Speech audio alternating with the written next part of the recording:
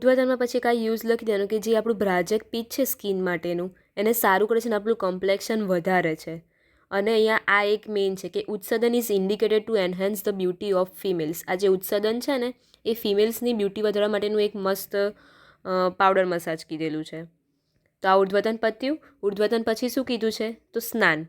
તો સ્નાનમાં શું?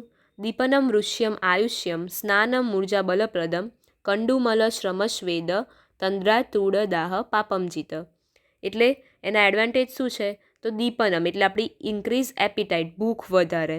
પછી જે heat excreting from the body through sweat pores is being obstructed and send back to the original place and enhance the power of digestion.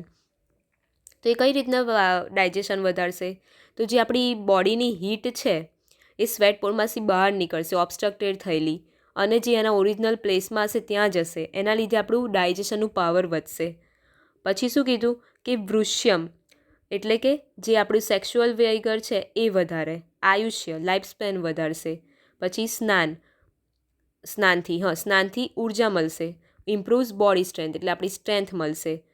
પછી એ શું દૂર કરશે? તો કે કંડુમલ શ્રમસ્વેદ તંદ્રા એટલે કે કંડુ એટલે ઇચિંગ, મલ એટલે ડર્ટ, શ્રમ એટલે એક્સર્શન, સ્વેદ એટલે સ્વેટ, પછી તંદ્રા એટલે ફેટિક જે આપણો ફેટ છે, પછી આપણને જે તરસ લાગે છે અને બર્નિંગ સેન્સેશન થાય છે, આટલી વસ્તુથી આપણને રાહત આપશે.